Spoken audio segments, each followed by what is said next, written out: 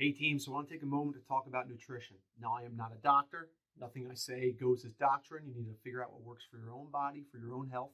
But I do believe that there are some corollaries between all of the popular diets that can kind of guide us in the right direction.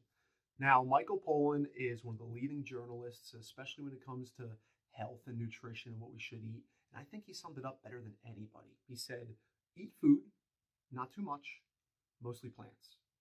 Now, if you stick to that, you're basically going to be able to avoid a lot of the trappings of modern society with the processed food and all the garbage that gets put in our food that is not food. So I think we need to look at this in two ways. First is hydration, and then is the food. Hydration, you'll find that when you are training in the gi, you are sweating probably more than you have in a long time because the gi is heavy, it traps our heat, and we lose so much water. So a big part of hydration is hydrating throughout the day and hydrating the day prior. So it becomes a lifestyle. You get used to drinking a lot of water throughout the day, which your body needs anyway, and that supports that water you lose during class. And when it comes to food, we should eat something small prior to training to fuel your training, and then something a little bit bigger after class, something that's going to allow you to recover all the damage you incurred.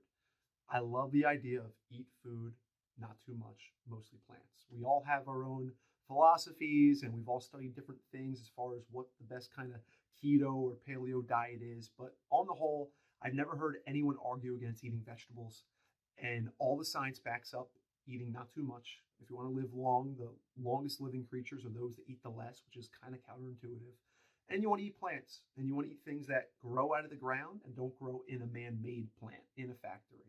These are simple guidelines. It almost seems like a cliche, and there's no point to talk about it. But I think there are so many voices these days. And you go into ShopRite, and there's just a million advertisements of all different kinds of food. But if you stay on the outside of the shopping center where all the fresh food is, that's usually a good start. So hold on to this idea.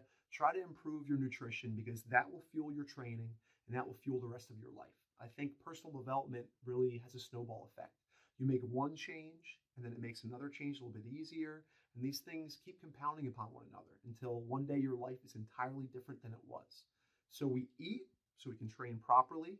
And it's the training properly that allows us to work through our own virtues and vices so we can become that next better version of ourselves.